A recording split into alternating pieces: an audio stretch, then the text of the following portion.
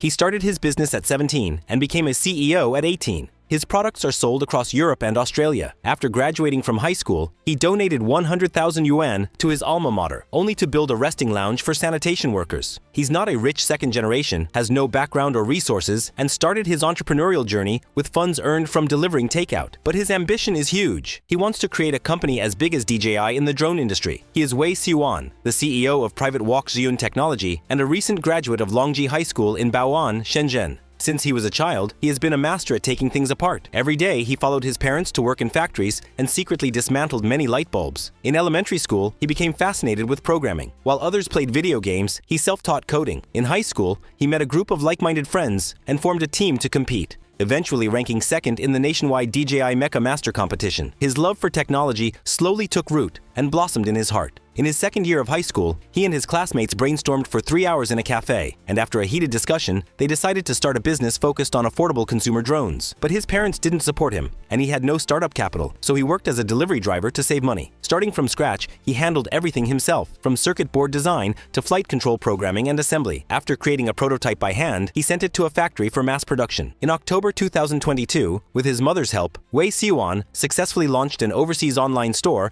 and put his product on the market, making a breakthrough into Europe and Australia, earning his first 50,000 yuan. Today, his company employs 11 people, including some in their 30s. When asked how he leads his team, he laughs and says, "They are my seniors. There is no hierarchical structure in the company." Although the company has grown, funds are still tight, and he continues to work part-time as a delivery driver. He firmly believes that technology should serve ordinary people and help farmers spread the use of consumer drones so more people can afford them. This is his sense of mission and the original intention behind his entrepreneurship.